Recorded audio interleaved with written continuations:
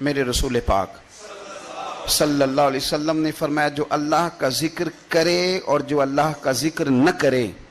مثل الحی والمیت، ان کی مثال اس طرح ہے جس طرح زندہ اور مردہ کی ہوتی ہے۔ گویا ذکر کرنے والا زندہ ہے، نہ کرنے والا مردہ ہے۔ یہ جس نے سارا دن رب کو یاد ہی نہیں کیا،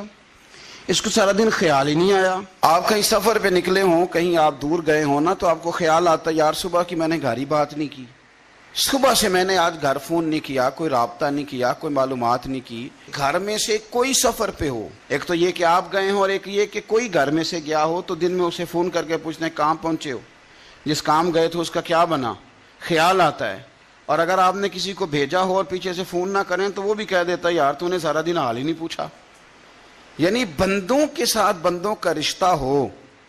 تو دن میں یاد نہ کریں تو شکوہ آتا ہے، تو مجھے بتاؤ سارا دن ہی گزر جائے ایک تسبیح بھی نہ پڑھی جائے، یعنی سارا دن بیت جائے اور انسان ایک تسبیح سبحان اللہ کی نہ پڑھ سکے، باقی اسے ساری کہانیاں آتی ہوں، باقی اسے سارا پتا ہو، لیکن سارا دن بیت گیا، 24 گھنٹے گزر گئے اور اس کو اتنی توفیق نہیں ہوئی کہ 100 دفعہ مدینے والے رسول پہ درود و سلام ہی پڑھ لیتا، سارا دن ہی گزر گیا، اس نے سوچا ہی نہیں۔ تو ہم نے یہ کیا ہے کہ ہمارا جو خاص ذکر کرنے کا مزاج اور ماحول اور شوق ہونا چاہیے تھا، وہ شوق ہمارا برقرار نہیں رہا، وہ ذوق نہیں ہمارا رہا۔ یعنی فارغ بیٹھے لوگ ہیں، بڑی دیر فارغ بیٹھے ہیں، کہتے ہیں جی میں صبح سے فارغ ہوں، بور ہو رہا تھا، کوئی اسپارہ ہی پڑھ لینا تھا، کچھ تھوڑا سا نا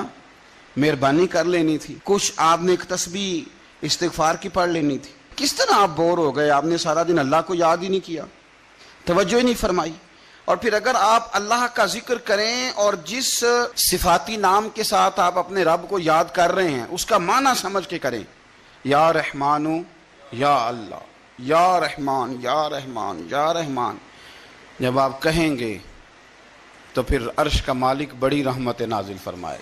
جب آپ کہیں گے یا کریم یا کریم یا کریم، تو پھر وہ کرم کے دروازے کھول دیتا ہے۔ آپ کا ایک خاص رنگ ہو۔ میرے نبی پاک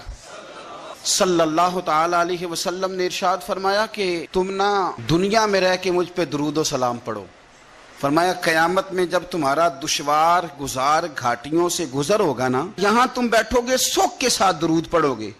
لیکن فرمایا قیامت والے دن جب تمہیں دشوار گزار اور سخت راستوں سے گزرنا پڑے گا نا، تو دنیا میں سکھ کے ساتھ پڑا ہوا درود و سلام وہاں تمہارے لیے نور بن جائے گا، اور تمہیں رستہ دکھائے گا تمہارا درود و سلام، تمہیں ذوق دلائے گا۔